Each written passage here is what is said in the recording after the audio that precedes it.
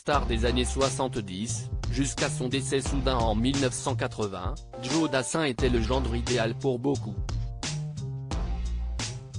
Mais en privé, le chanteur à succès a traversé de véritables drames, qui l'ont mené à des addictions difficiles.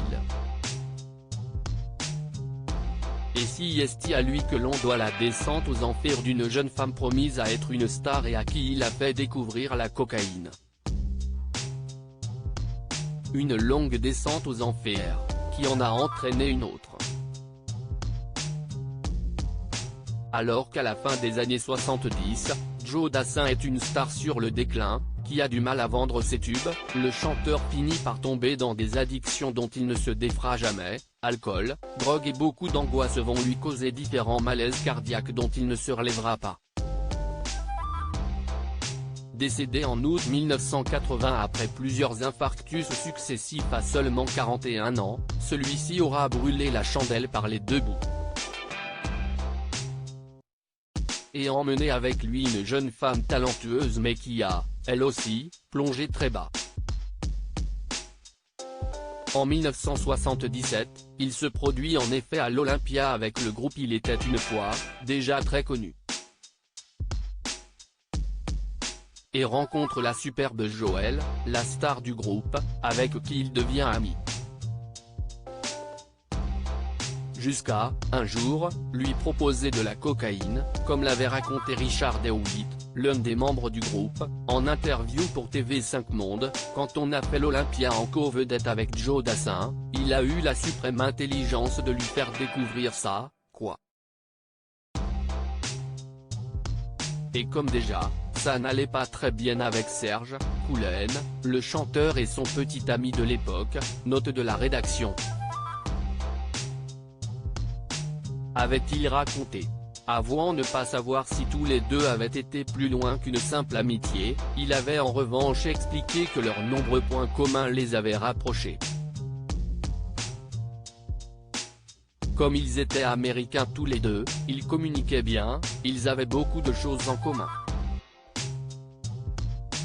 Joe était quelqu'un de tellement extraordinaire, un esthète, quelqu'un d'adorable et qui avait aussi beaucoup de talent, s'était souvenu le batteur du groupe, condamné en 2015 à 18 mois de prison avec sursis pour relation virtuelle avec une mineure.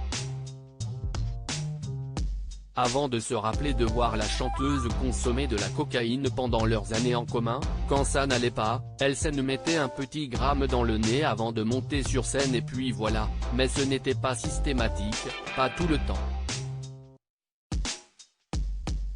Et surtout, ce ne serait pas la drogue, selon lui, qui aurait causé sa mort. S'il reconnaît volontiers dans la même interview que cela a amené à une chute, il explique surtout qu'elle souffrait d'une malformation cardiaque et a agonisé toute seule le 15 mai 1982.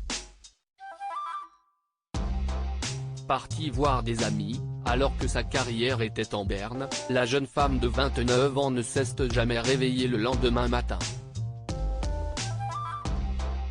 Une nouvelle terrible, dont le musicien ne s'est jamais remis, le sol s'est dérobé sous mes pieds, j'ai eu l'impression de perdre quelqu'un de ma famille, une sœur, une copine, terrible, terrible. On avait coupé tous les ponts, et je le regrette infiniment. J'ai toujours regretté de ne pas avoir été là au moment où elle avait besoin de moi. Et la douleur, toujours présente, semble encore vive.